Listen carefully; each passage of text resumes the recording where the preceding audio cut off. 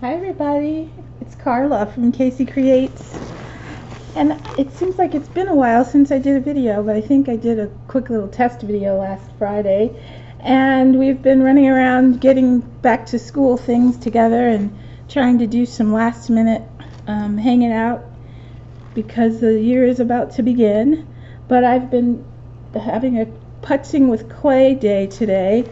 I don't know, I just woke up really wanting to do something with clay, have my hands in some clay.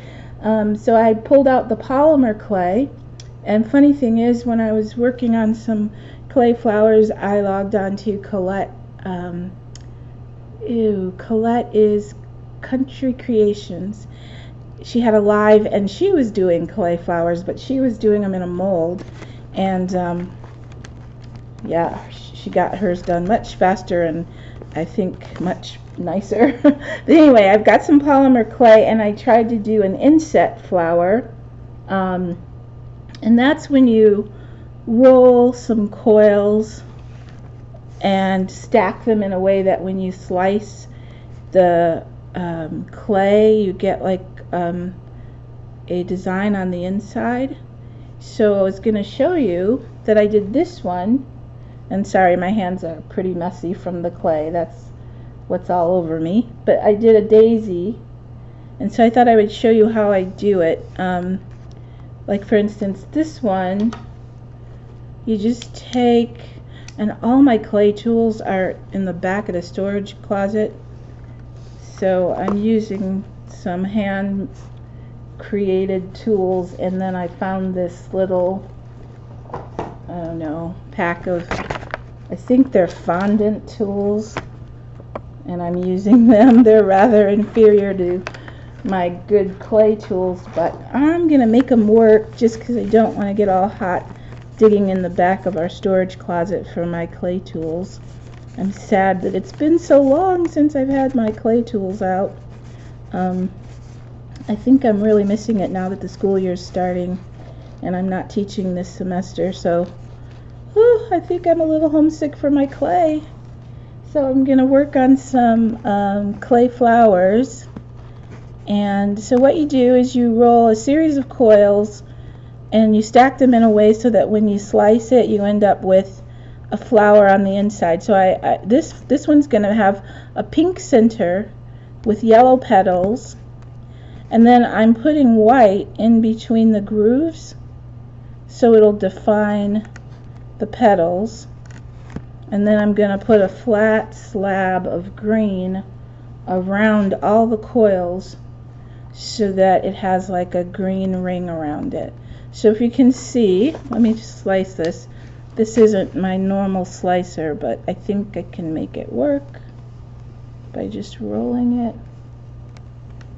Yeah, that'll work. So you want to cut the rough edges off, and I might have to cut it one more time. So I think that's gonna work. And then I'm gonna wrap it in the green. Polymer clay is not like the clay I normally work with. It's very sticky. It's not as forgiving, but I'm gonna make it work. It's kind of nice though that it doesn't dry out like regular clay. And there are some amazing polymer clay artists on YouTube. I haven't really searched them up, but the few that I've seen can do just absolutely incredible stuff. But it is a different feel than my regular stoneware clay. So I'm going to slice through this. There we go. And I'm going to slice. It kind of reminds me of those Pillsbury slice and bake cookies where you slice them and there's like a shamrock or a bunny or something on the inside. It's kind of like that. So the design is built from the inside out. So I'm going to slice this. Oh, sorry for shaking the camera. Okay, so if you can see in there, there's a yellow daisy. And in this one, there's a white daisy. I'm going to just roll this one so it's maybe a little tighter of a flower design, I hope. Yeah, so if you wanted to be precise, I didn't bring a ruler over, but you could just like make your little markings as to how wide you want your beads to be. Do you remember those hard candies at Christmas? And they have the designs on the inside. My dad used to buy those all the time. We didn't have the heart to tell him we didn't like that candy. It was funny. Anyway, slice. It's very sticky. So there is one daisy. And I'm supposed to just be able to press straight down with my straight edge razor, but I didn't want to go unpack it, so I'm just using my little mat knife here and slicing gently. I'm afraid if I press straight down I might smush the design. And do another yellow daisy, and then I'll slice some of the pink ones for you to see. There's all kinds of different designs you can put inside. Shamrocks are pretty easy because you just start with 4 green logs and then wrap them, and it'll look like a shamrock. So I'll do some of the white daisies now. I don't know about you, but sometimes my brain gets so full of ideas I want to try that I end up not trying anything. I feel like I'm there because I've just been seeing some amazing videos with Ruby doing this fairy garland, and Jeannie and Siobhan have been doing these gift pockets to mail Happy Mail in, and I'm totally excited about that. And then I got all this lovely embellishments in my challenge entries, and I'm just all over the place. I want to do another snippet roll. So I'm on creative energy overload again, but doing the clay is calming. I'm enjoying this. So there are some beads. Now I don't have my needle tool out, which I need because this tip isn't long enough. But what I would normally do is just take my needle tool. Uh-oh, I'm not in frame, am I? I would take my needle tool and go all the way through so that the hole will pierce through, and then the beads will just kind of go like this if you wanted to wear it as like a bracelet or something. And I'm not exactly sure what I'll do with these. I really was just putzing to see how an inlaid daisy might end up working out, and it worked out pretty well. The lighting's kind of going wacky here. Sorry about that. You know what I want to do is I want to press one down and see how well it holds the design. So I'm just going to take my thumb and press it down. Oh, it works great. See? Kind of softens the edges a little too from the slice. Let's try a yellow one. Just press down.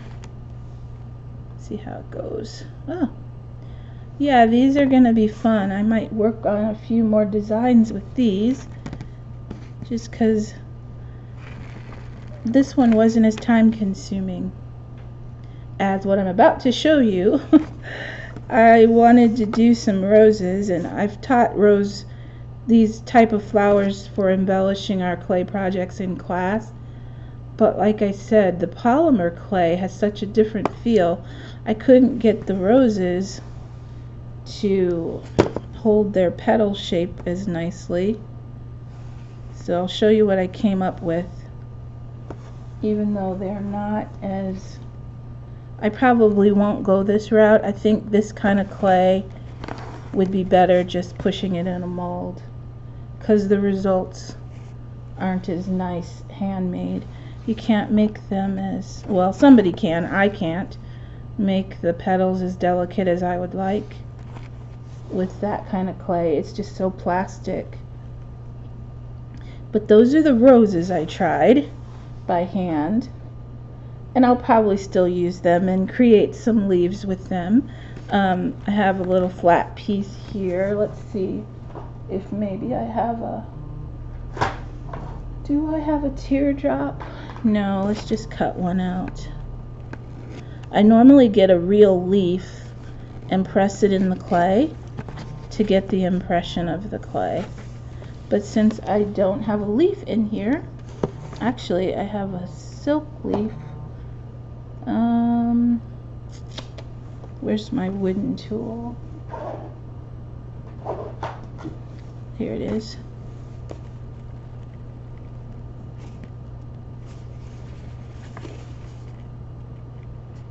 So you can just make your own little veining in the leaf,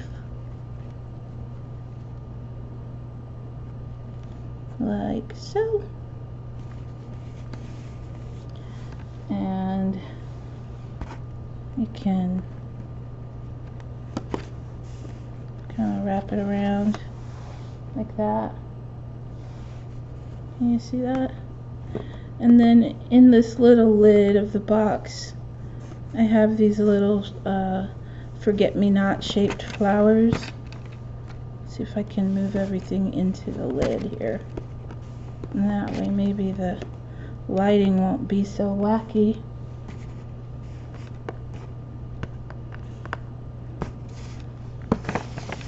So there's the roses. And there's a pink one. And there's a yellow one. There's a couple baby pink ones. And there's another daisy. And these are the sliced ones. And then the way you make the little forget-me-nots, which are these, you can see them, is you just take a tiny ball of clay, about that big, and press it down a little bit. I'm actually gonna, I'll rest it on here, like this. And then you make some indentions. I think I'll give this one hopefully 5 petals, if I can cut it well enough. Let's get it in frame. 1, 2, oops. Oh, it's so plastic. It's a texture I'm not used to. I'll make it work here. 3. So I kind of cut them in fifths. Can you see that? Then you take another tool, preferably a ball tool, but on this little plastic tool, the only ball tool I have is that. So I'm going to make this one work, and you press right in the center and out, and it should give it a petal shape.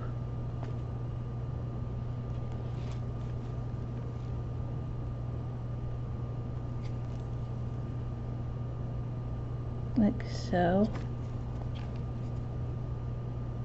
And they won't be perfect petals, but if you can see, there's a petal shape. And then you take your matte knife or razor and just slice where each petal would be, like that. And then I'm going to take my razor and just gently lift up on the petals, like so. And then you can put whatever color center you want in the middle. I'm going to put a little indentation in there, and I think I'll make the center pink. And you just take a teeny little ball of clay and scoot it in the center like that.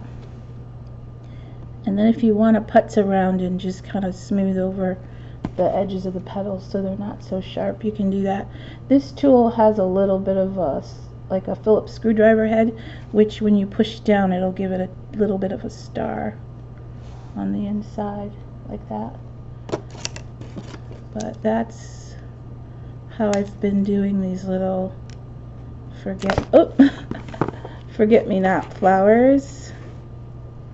And then I guess you bake them in the oven for 10 to 12 minutes. I think it said 300, but I better reread the directions. So anyway, I've been putzing around with little clay flowers in fun kind of circusy colors, and I thought I would come on and show you, and just thinking it might be fun to try if you'd like. The sliced ones are really fun because you can, like I said, oh, did I cut myself? Oh no, that's just clay. So you can just like slice them, and it's fun to see the little design on the inside, like so. And don't worry, that's not blood, that's clay. Okay, well, that's all for my little clay flower putzing around. I'm gonna bake these, and maybe they'll end up on some projects, future projects. So thank you for watching, and I have some new subscribers, and I wanted to say, sorry to put this at the very end, but I'd rather put it in at the end than not at all, and say thank you. So have a great day, everybody. Bye.